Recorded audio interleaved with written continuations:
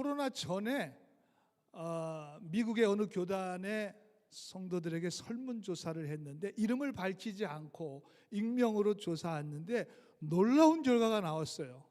아니, 놀라운 게 아니라 충격적인 결과입니다. 그 교단의 목회자와 성도들이 무려 46%가 예수님의 부활에 대한 확신이 없다는 것입니다.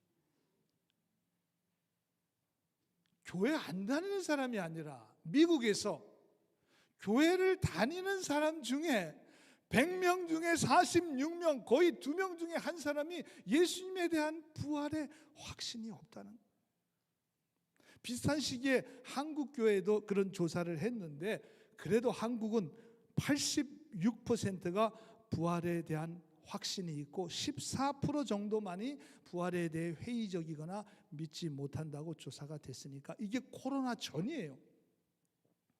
아마 이후엔 아마 이 퍼센테이지가 더 올라가지 않았을까. 제가 캘리포니아에 있을 때 함께 저희가 빌렸었던 미국 교회도 아주 보수적인 미국 교회입니다, 사실은. 그런데 코로나 끝나고 나서 이스터, 땡스기빙, 크리스마스 예배를 안 드려요. 교회가 크로즈예요.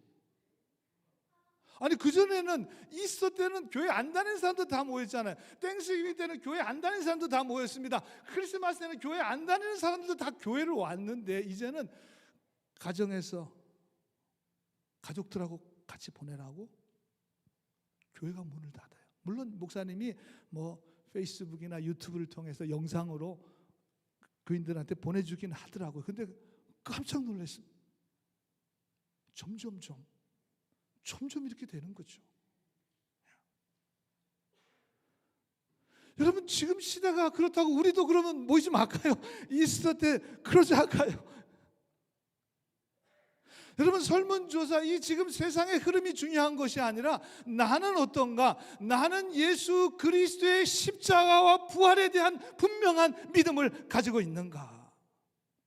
세상의 많은 그리스도인들조차도 십자가 부활에 대한 확신이 없다면, 그렇게 생각하는 사람들이 많이 있다고 해도, 여러분, 다른 사람들이 막 넓은 길, 좋은 길로 간다고 여러분 그 길 멸망의 길인데 그 길 따라갈 사람 누가 있어요? 아무리 많이 가도, 콧노래를 부르면서 가더라도 여러분, 우리는 그것 때문에 우리의 믿음이 흔들릴 필요는 없습니다.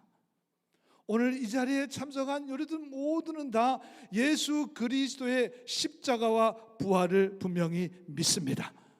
예수님께서 십자가에서 나를 위해서 피 흘려 죽으심으로 우리가 구원을 받았고, 그리고 3일 만에 다시 부활하심으로, 부활의 첫 열매가 되심으로 우리도 이 땅에서 살고 죽는 그런 의미 없는 인생이잖아요. 살다가 죽으면 끝. 우리의 인생이 그렇습니까? 천하보다도 귀한 우리의 생명인데 주님이 부활의 첫 열매가 되셨고 우리도 죽어 부활하여 영원한 생명을 얻게 됨을,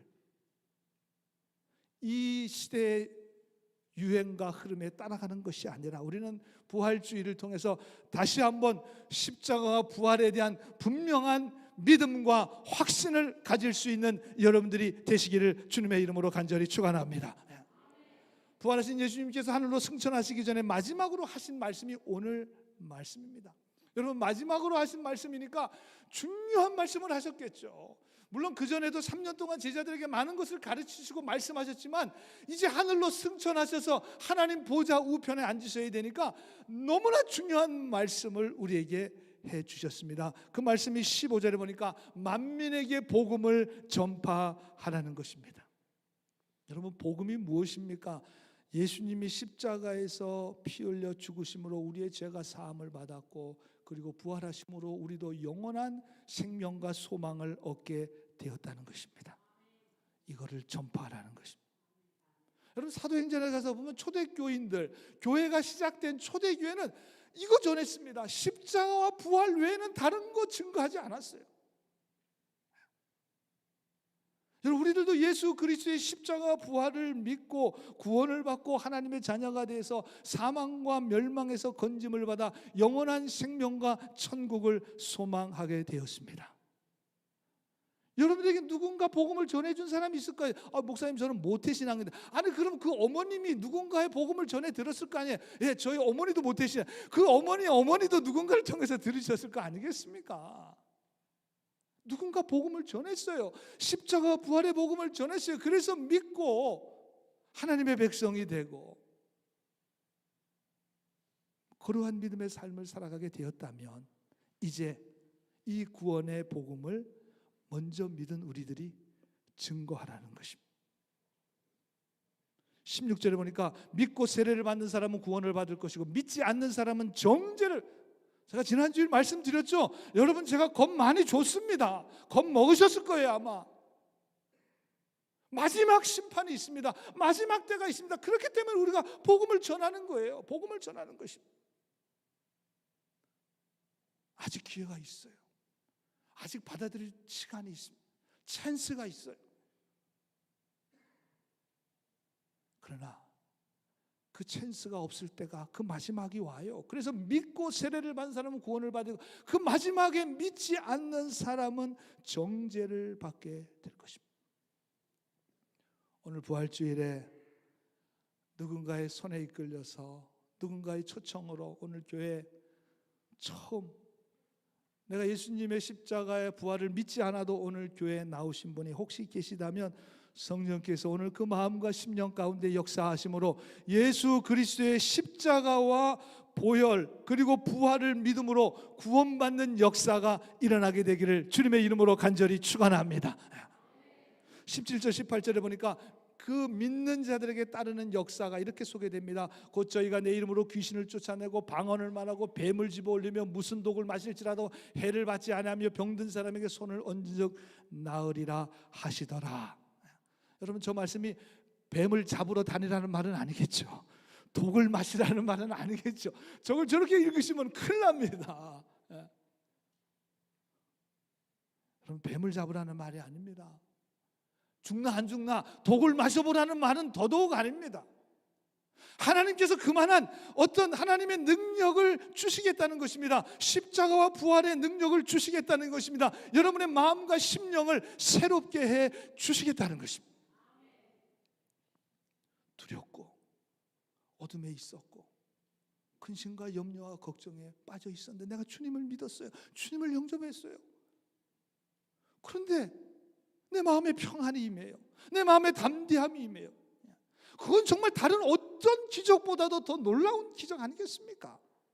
어려움과 시험 앞에서 그전에는 절망하고 낙심하고 포기했는데 이제 두렵지가 않아요. 하나님이 나와 함께 하심을 믿고 거룩한 믿음의 삶을 살아가게 된, 여러분, 그것이 바로 십자가의 능력입니다. 여러분들을 새롭게 변화시켜 주시겠다는 것입니다. 여러분의 생각과 마음을 바꿔 주시겠다는 것입니다.